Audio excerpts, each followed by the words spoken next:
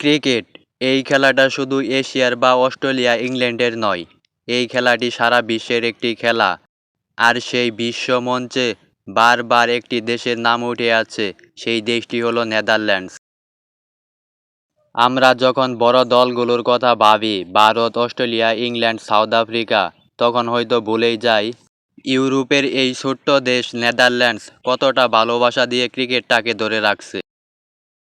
Netherland ক্রিকেটারদের এই খেলা কোনো বিলাসিতার খেলা নয়। ওদের জন্য ক্রিকেট মানে স্বপ্ন আর আত্মত্যাগ। তারা একজন এক পেশায় নিয়োজিত। কাজের ফাঁকে ফাঁকে তারা ক্রিকেটকে সময় দেয়। হয়তো তাদের কোনো বড় স্পন্সর নেই, অন্যান্য দেশের ক্রিকেটারদের মতো মাসিক কোনো বেতন নেই, তাদের ভালো ক্রিকেটের অবকাঠামো নেই, তারপরও তাদের রয়েছে ইচ্ছাশক্তি। তাদের আছে লড়াই করার মতো মন মানসিকতা। ভাবো তো একটাবার, যে দেশে ফুটবল খেলা এত জনপ্রিয়, সেই দেশে ক্রিকেট যেন হাতে গোনায় যায়। সে দেশে একের পর এক ক্রিকেটার উঠে এসে বিশ্বকাপ খেলেছে, এটা কি কম গর্বের বিষয়?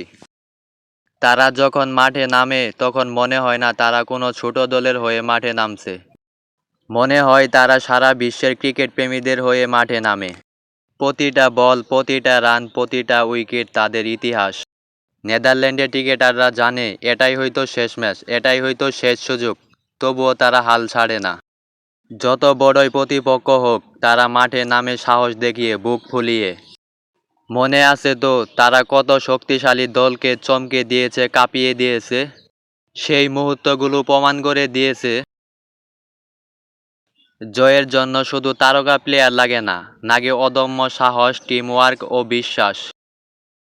হ্যাঁ, নেদারল্যান্ড ক্রিকেট কোনো রূপকথা নয়, এটি একটি বাস্তব গল্প।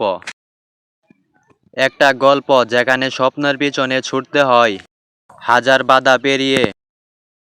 একটা গল্প যেখানে প্রতিটা জয় শুধু একটা স্কোরবোর্ডের সংখ্যাই নয়, বরং পুরো জাতির জন্য সম্মানের প্রতীক। আজ যখন আমরা বড় দলের জয়গান গাই, তখন নেদারল্যান্ডসকে ভুলে গেলে চলবে না। কারণ তারা আমাদের মনে করিয়ে দেয় ক্রিকেট কেবল ব্যাট আর বলের খেলা নয়।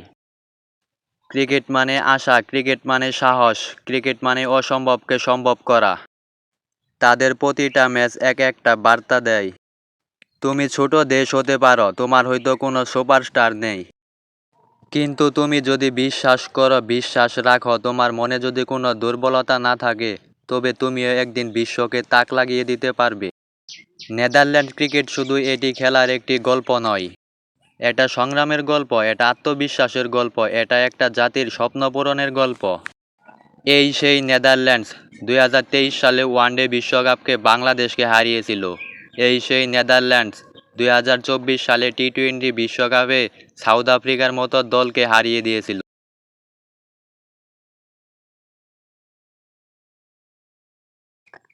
এই সেই নেদারল্যান্ড বর্তমানে বাংলাদেশে আছে 3 ম্যাচে টি-20 সিরিজ খেলার জন্য।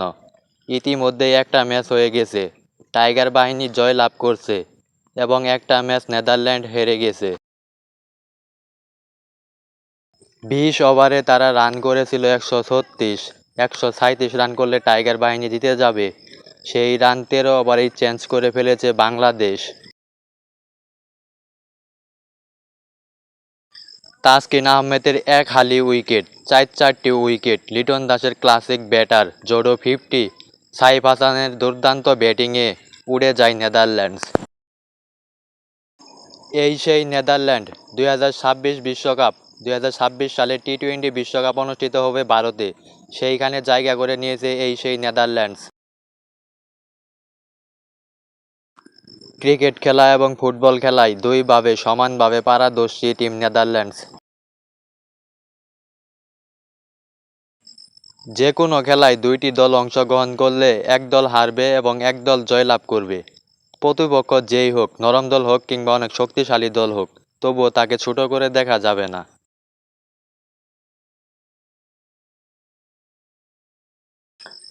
আজকে সন্ধ্যা 6টার সময় মুখোমুখি হবে বাংলাদেশ বনাম নেদারল্যান্ডসের দ্বিতীয় টি-20 ম্যাচ। এই ম্যাচটা যদি বাংলাদেশ জয় লাভ করতে পারে, তাহলে 2-0 ব্যবধানে বাংলাদেশ সিরিজটি জিতে যাবে, এবং এই ম্যাচটা যদি নেদারল্যান্ড জয় লাভ করে, তাহলে 1-1 সিরিজ সমতায় ফিরবে টিম নেদারল্যান্ডস।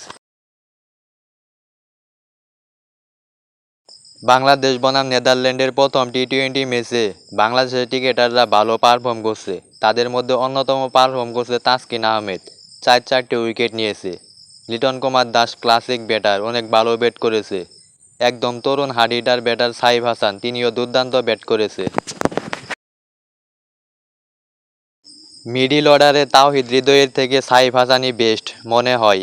ভিডিওটা এ পর্যন্তই, ভালো লাগলে চ্যানেলটি সাবস্ক্রাইব করবেন।